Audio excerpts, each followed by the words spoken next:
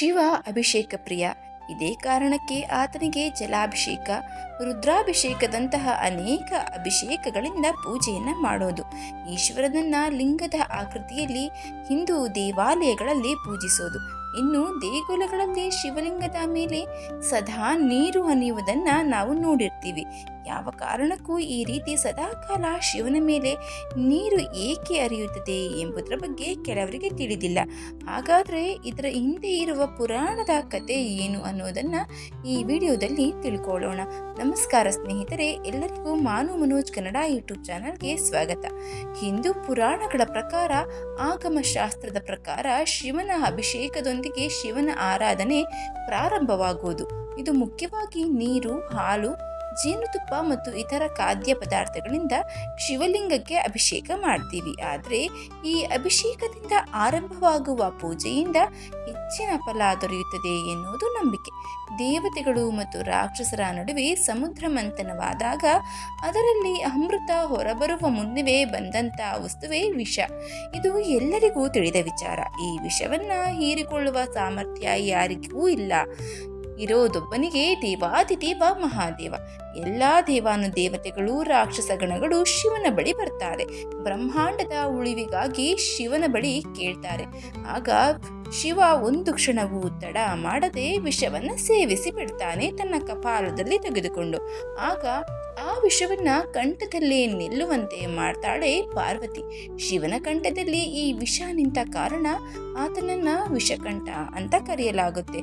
ಇದೇ ಕಾರಣಕ್ಕೆ ಶಿವನ ಗಂಟಲು ನೀಲಿ ಬಣ್ಣಕ್ಕೆ ತಿರುಗುತ್ತದೆ. ಆದ್ದರಿಂದ ಶಿವನನ್ನು ನೀಲಕಂಠ ಅಂತಾನೂ ಕರೆಯಲಾಗುತ್ತೆ.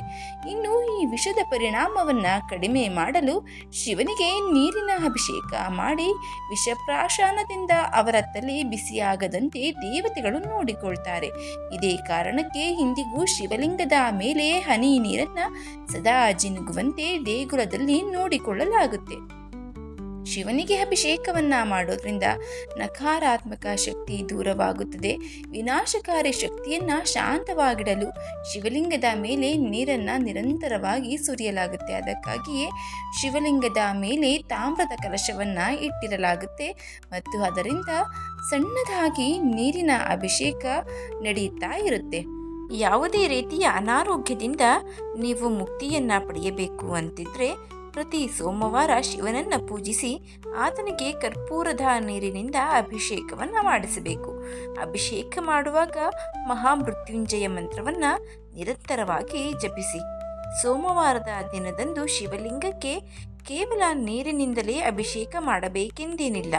ಹಾಲಿನಿಂದ ಕೂಡ ಶಿವಲಿಂಗವನ್ನು ಅಭಿಷೇಕ ಮಾಡಬಹುದು. ಶಿವಲಿಂಗಕ್ಕೆ ಹಾಲಿನಿಂದ ಅಥವಾ ನೀರಿನಿಂದ ಅಭಿಷೇಕವನ್ನು ಮಾಡಿದ ನಂತರ ಬಿಲ್ವಪತ್ರೆ ಎಲೆಯನ್ನು ತಪ್ಪದೇ ಅರ್ಪಿಸಬೇಕು ಮತ್ತು ಓಂ ನಮಃ ಶಿವಾಯ ಎನ್ನುವ ಮಂತ್ರವನ್ನು ಪಠಿಸಬೇಕು. ಶಿವಲಿಂಗವು ಬ್ರಹ್ಮಾಂಡದ ಸಂಕೇತವಾಗಿದೆ. ಶಿವಲಿಂಗದ 2 ಭಾಗಗಳಾದ ಲಿಂಗ ಮತ್ತು ಪಾನಪಟ್ಟಂ ಅವನ ಜಾಗೃತ ಅಂಶದಲ್ಲಿ ಸಾರ್ವತ್ರಿಕ ಸ್ವಯಂ ಅಂದರೆ ಭಗವಾನ್ ಶಿವನನ್ನ ಪ್ರತಿನಿಧಿಸುತ್ತದೆ. ಅವನ ಕ್ರಿಯಾತ್ಮಕ ಶಕ್ತಿಯೊಂದಿಗೆ ಐಕ್ಯವಾಗಿದೆ. ಅಂದರೆ ಶಕ್ತಿ ಮತ್ತು ಪಾರ್ವತಿ ಈ ಶಿವಲಿಂಗದಲ್ಲಿ ಐಕ್ಯವಾಗಿದೆ ಅಂತ ಹೇಳಲಾಗುತ್ತದೆ. ಇದು ಶಿವಲಿಂಗಕ್ಕೆ ನೀರಿನ ಅಭಿಷೇಕ ಯಾವಾಗಲೂ ಏತಕ್ಕಾಗಿ ಮಾಡ್ತೀವಿ ಅನ್ನೋದ್ರ ಬಗ್ಗೆ ಸಂಪೂರ್ಣ ಮಾಹಿತಿ. ಈ ಮಾಹಿತಿ ನಿಮಗೆ ಇಷ್ಟ ಆಗಿದ್ರೆ ದಯವಿಟ್ಟು ಶೇರ್ ಮಾಡಿ, ಲೈಕ್ ಮಾಡಿ.